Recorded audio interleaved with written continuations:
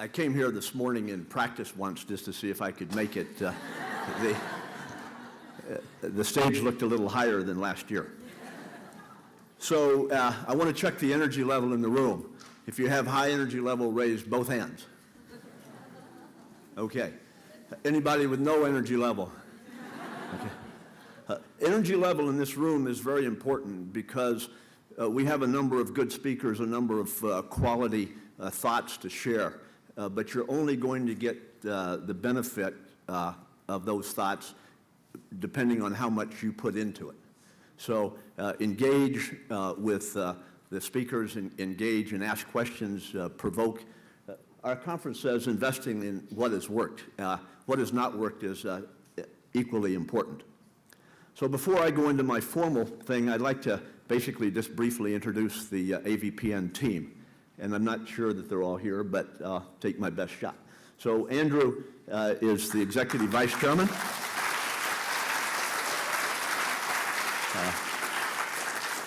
He brings a considerable amount of the how-to. So there's lots of want-to around the world, and there are not enough people with the how-to. So we brought Andrew specifically out here for that reason. The driver, Nena.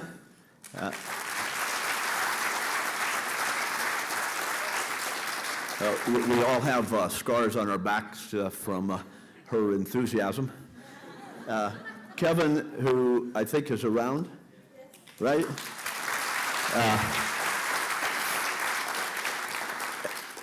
Everybody, at least in Singapore, knows Kevin, and most of you who don't know him should know him because of a depth of knowledge, and he's the one who designed the connector, and that's only version 1. Version 2 and 3 will get into deal flow sharing and items like that. Stacy, who I didn't see, but I think has slipped in.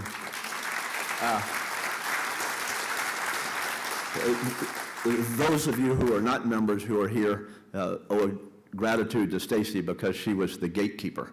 So there's about 125 who unfortunately didn't pass Stacy's muster, but she's been really helpful. Let's see, Amanda is not in the room. Okay, she's downstairs. And Ken Ito represents AVPN in Japan. I should have done these first, but I'd like I didn't tell him I was going to do this, our directors to stand up. So Keith, Ben-Chuan, Francis. I'm sure many of you from Singapore know Keith and Ben-Chuan. Francis established Social Venture Partners in Hong Kong and is, again, one of the leading practitioners. And Simon Chadwick, who told me he was going to hide somewhere, there he is. Okay. So Simon was the startup CEO. Okay. So I want to thank the Lean Center. I want to thank SMU, thank obviously our speakers, sponsors, and most of all, those of you attending, including, I believe, some in the overflow room, and we're sorry for that, but our motto was the right people in the room, and when we got to the capacity and there were more of the right people, we just said yes. Those of you who are in the overflow room, I count probably 15 seats if you wanted to try to get through. At our first conference, I had 3 key words, networking, knowledge sharing, and inspiration. The inspiration is to inspire each other and to inspire people who are not in this room who at some future point should be. Perfect. So I've got 3 further words this year: can't, urgent, and systems change. As a team, and those of you who know me better know that if there's one word that gets me excited, it's the word can't. When somebody says can't, that to me is a red flag, and I hope it's the same with you. Our mutual ambitions with regard to addressing critical social issues are only limited by our own vision and our own ambition, and by accepting the word can't. We can't do anything about environment. We can't do anything about social inequality. To me, the word can't means we haven't thought hard enough, we haven't mobilized enough resources, we haven't adopted the right strategies. When you ever hear the word can't, think of the word opportunity. What it can't means that somebody hasn't done it before. So that's the opportunity for you. It's the opportunity to do something different. It's the opportunity to build coalitions and work with others. So please adjust your thinking, and anytime you hear the word can't, think opportunity. Oh, I should have, we're two clicks behind. Okay, can't means opportunity. Next click. It would probably help if I looked at the screen. The second word I want to focus on is urgent. The social issues we're addressing, such as the environment, education, children, actually affect millions of people every day. So the 2 days that we're here are 2 days that those problems continue. Let's be honest, however, those problems are going to continue way after we, our grandchildren, our great-grandchildren, and a number of future generations are here, but we can make a positive impact. Approach whatever sector, and pick your sector with your heart. So if it's health or environment or old people, pick that because you want to make a difference. And the reason we suggest that is because trying to address these problems requires persistence, and you're going to give up if you're not passionate about it. But once you choose your sector, approach the solutions with a sense of urgency. What can you do today? What can you learn? What coalitions can you build, et cetera? How can we move the needle? What amount of innovation, human, financial capital is necessary? How can you collaborate with others through knowledge sharing and through coalitions?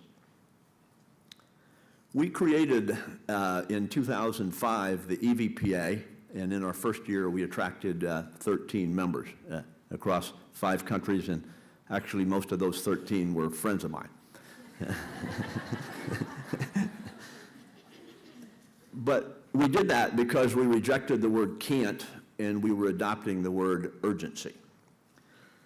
Today, and so it's 9 years later, we're at 340 members across all sectors, so foundations, high net worth families, professional service firms, universities.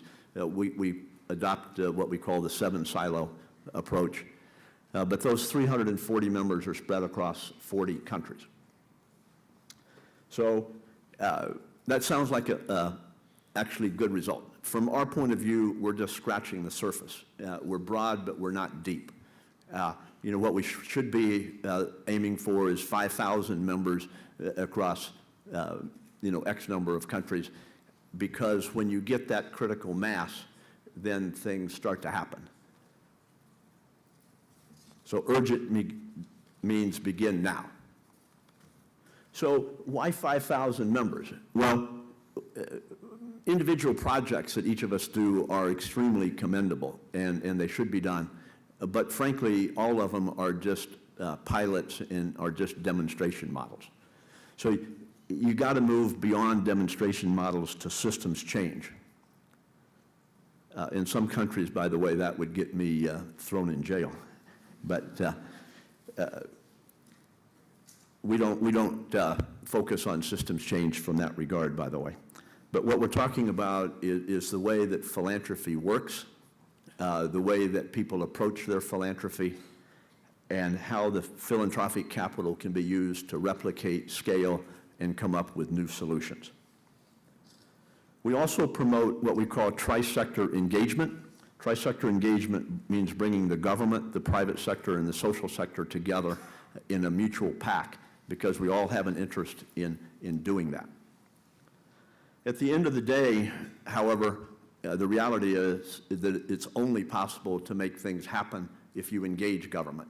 And some people are difficult to do that, and I'm sure it's not easy, but you have to engage government at the city and national level, because governments set policy, they set regulations, and they have more money than all the rest of the people collectively, including the Giving Pledge.